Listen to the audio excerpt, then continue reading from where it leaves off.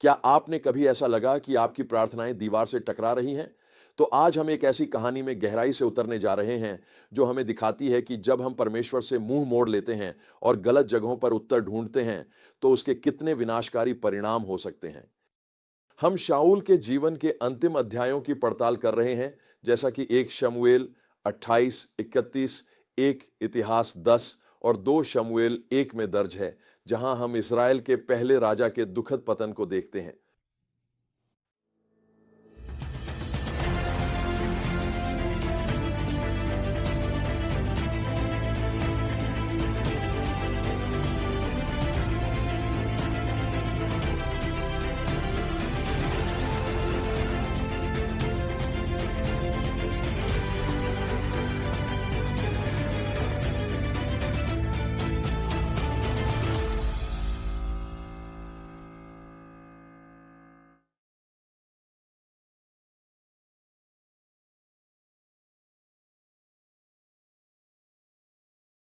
इस अंश का मुख्य संदेश एक इतिहास 10 आयत 13 और 14 में पाया जाता है। शाऊल की मृत्यु इसलिए हुई क्योंकि वह यहोवा के प्रति विश्वासघाती था और उसने यहोवा के वचन का पालन नहीं किया, बल्कि मार्गदर्शन के लिए एक जादूगरनी से परामर्श लिया और यहोवा से कुछ नहीं पूछा।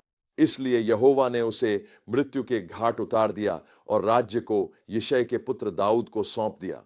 वाह! यह गंभीर सारांश हमें चेतावनी देता है कि परमेश्वर के साथ अपने संबंध को त्यागने और अधार्मिक स्रोतों से मार्गदर्शन लेने के क्या खतरे हो सकते हैं। हमारी कहानी शाऊल की निराशा की स्थिति से शुरू होती है। पलिश्ती युद्ध की तैयारी कर रहे हैं और शाऊल भयभीत है। वह यहोवा से पूछने की कोशिश करता है, लेकिन उसे कोई उत्तर नहीं मिलता। यह एक सिहरन पैदा करने वाला क्षण है जो हमें याद दिलाता है कि सच्ची प्रार्थना परमेश्वर के साथ एक अंतरंग संबंध का संवादात्मक पहलू है। शाऊल ने बहुत पहले ही वह अंतरंगता खो दी थी और अब अपनी जरूरत की घड़ी में उसे महसूस होता है कि उसकी प्रार्थनाएं निष्फल हैं। अपनी निराशा में शाऊल उसी प्रथा की ओर मुड़ता है जिसे उसने पहले प्रतिबंधित कर दिया था। वह एक माध्यम ज्योतिषी की तलाश करता है। यह निर्णय दर्शाता है कि शाऊल परमेश्वर के मार्गों से कितना दूर भटक चुका है। इंदौर का दृश्य रहस्यमय और बेचैन कर देने वाला है।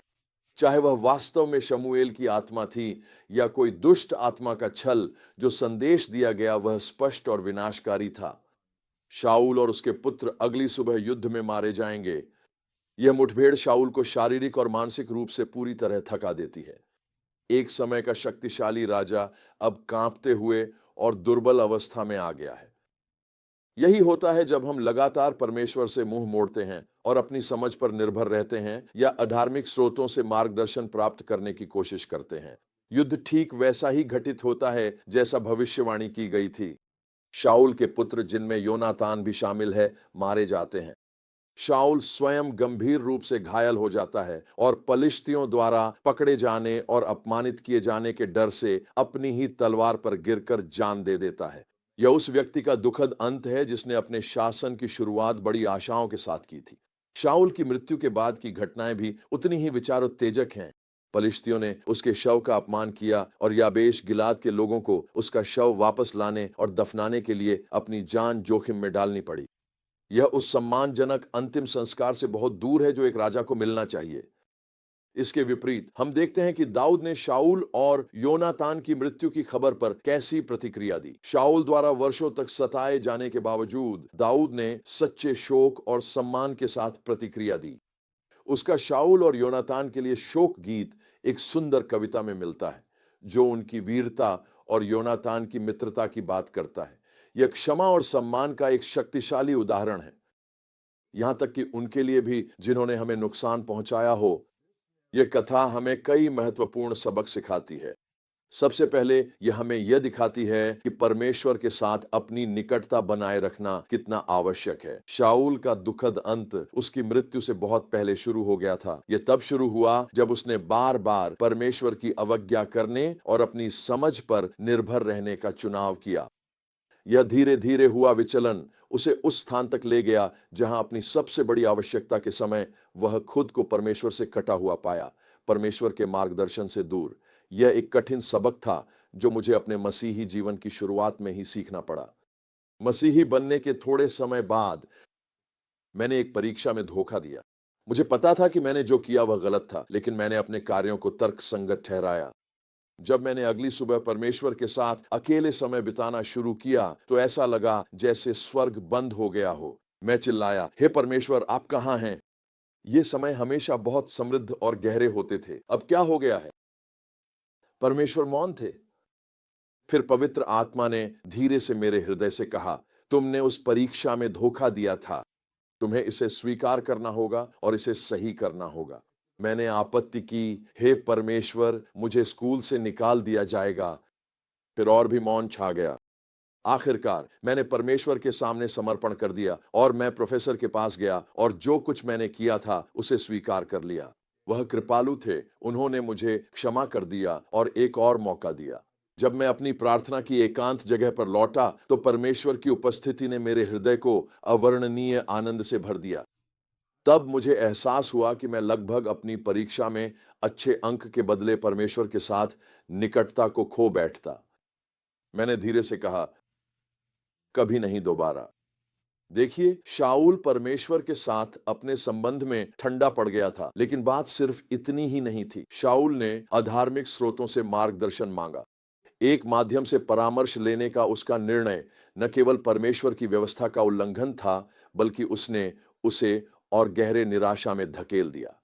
जब हमें लगे कि परमेश्वर मौन हैं, तो हमें उनके और करीब आना चाहिए, अपने जीवन के प्रति पूरी तरह ईमानदार होकर, न कि मार्गदर्शन के लिए वैकल्पिक स्रोतों की ओर मुड़कर। यहाँ हमें क्षमा और सम्मान की शक्ति की भी याद दिलाई जाती है। शाऊल की मृत्यु पर दाऊद की प्रतिक्रिया हमें दिखाती है कि यह संभव है कि हम उन लोगों के पद का सम्मान करें जो हमारे ऊपर अधिकार रखते हैं, भले ही उन्होंने हमारे साथ अन्याय किया हो। अपनी शिकायतों से परे देखकर और शाऊल के राजा के रूप में सम्मान करने की उसकी क्षमता वास्तव में अद्भुत है। तो हम इन सच्चाइयों को आज अपने जीवन में कैसे लागू कर सकते हैं? अपने और परमेश्वर के संबंध को सबसे ऊपर प्राथमिकता दें। व्यस्तता, सफलता या कोई और चीज आपको उसके साथ निकटता से दूर न ले जाए। और जब आपको लगे कि परमेश्वर मौन है, तो और अधिक दृढ़ता से उनके पास जाए, बजाय इसके कि आप मार्गदर्शन के लिए अधार्मिक स्रोतों की ओर मुड़ें। और फिर क्षमा और सम्मान का अभ्यास करें, यहां तक कि उन लोगों के प्रति भी जिन्होंने आपके साथ गलत किया है। यह सच्ची आत्मिक परिपक्वता की पहचान है। और अंत में ऐसा विरासत छोड़ने का प्रयास करें जो विश्वास योग्यता की हो, न कि त्रासदी की। जब आपसे गलतियां हो जाएं, तो स्वयं को नम्र करें, परमेश्वर के पास लौट आए। उनकी क्षमा और मार्गदर्शन को पाने के लिए कभी भी देर नहीं होती। शाऊल के दुखद अंत की कहानी हमें यह याद दिलाती है कि परमेश्वर के साथ निकटता बनाए रखना कितना आवश्यक है। मैं आपसे एक सवाल पूछना चाहता हूं, क्या कोई ऐसे क्षेत्र हैं जहां आप परमेश्वर से दूर हो रहे हैं या गलत स्रोतों से मार्गदर्शन ले रहे हैं? उनकी ओर लौट आइए, शाऊल की गलतियों से सीखिए और ऐसा हृदय विकसित कीजिए जो नम्र और परमेश्वर के साथ घनिष्ठ बना रहे।